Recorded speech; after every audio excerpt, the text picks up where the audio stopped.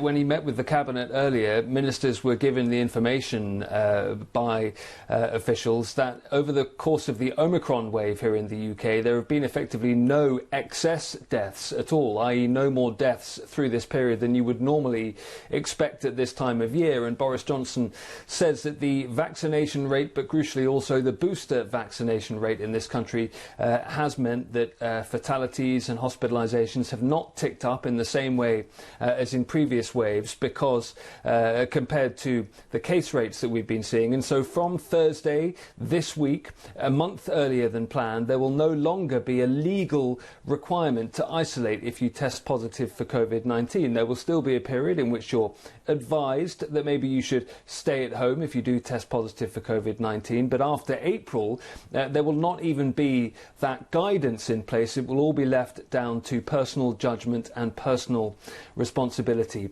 A big scaling back in free testing as well. Up to now, effectively anyone's been able to get a COVID test at any time if they wanted one for free. That will be scaled back so that only people who work in some healthcare settings, for example, or people who are symptomatic and vulnerable will be able to get free tests. We're seeing testing requirements for children in schools being removed, and we're also seeing that contacts of positive cases who are vaccinated will have the requirement removed to then test themselves every day for 7 days. Boris Johnson saying this really marks a move away from government mandate and towards personal responsibility. Living with COVID is how he describes it. Yeah, I see he's calling it freedom. That's what he's been telling people. So he's going to rely, and the country as a whole will rely on vaccines and treatment of COVID-19 going forward.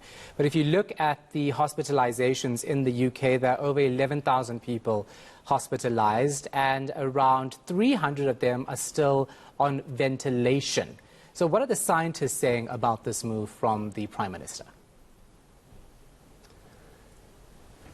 It's very interesting, and Boris Johnson will hold a press conference at Downing Street in a little over an hour from now, and he will be flanked by his Chief Medical Officer, Chris Whitty, and his Chief Scientific Advisor, Patrick Vallance. And it is at that point that journalists will really be trying to define and divine whether those two men, and therefore the scientists around the government, agree with Boris Johnson. Now, what those scientists have mainly said throughout the pandemic is, look, we put advice forward, we put data forward, it's up to ministers to decide. But there are some scientists in the UK scientific community who feel that the government's got this wrong, that the removal of free testing is a mistake, who say that the removal of that requirement to isolate if you test positive is also a mistake. It's fair to say, I think, that there are mixed views on this and whether Boris Johnson's got the timing right on this one. But it will be fascinating to see whether the Chief Medical Officer and the Chief Scientific Advisor look like and sound like they're on the same page as Boris Johnson when they speak in Downing Street in a little over an hour from now. Yeah, I'm also seeing that education unions are worried about this move because they believe that lifting the COVID-19 restrictions are going to result in what they call chaos in schools.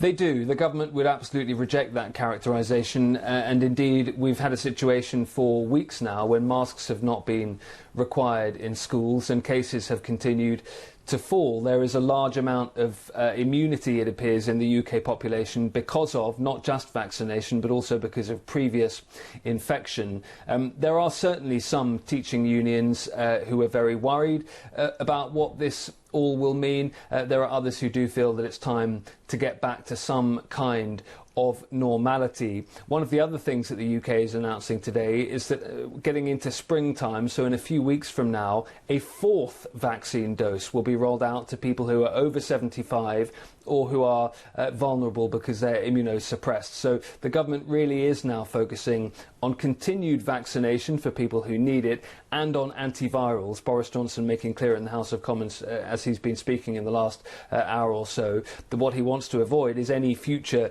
requirement for lockdowns to try and rely now on vaccination and treatment for COVID-19. And lastly, Olly, just remind us about the restrictions, if at all any, at this point for travellers from abroad, in particular South Africa. Yeah, so already the testing requirements have been removed just a few days ago. So anyone who is vaccinated, fully vaccinated, who comes in to the UK does not have any requirement for any testing at all. That's already the situation. One further change to that, which is possible, the only thing you have to do coming into the UK at the moment, if you are fully vaccinated, is fill in one of those passenger locator forms. Those are still in place for now, but Boris Johnson has just said in the House of Commons that they are looking at reviewing that by Easter. So it may well be that by the Easter holidays, any South African travellers who wanted to come here, who were fully vaccinated, would not need any testing or indeed to fill in any of those locator forms. It would just be effectively back to what international travel used to be. Yeah, going to be a very interesting situation. Thanks for the update. Appreciate it. Olly Barratt is live for us in London.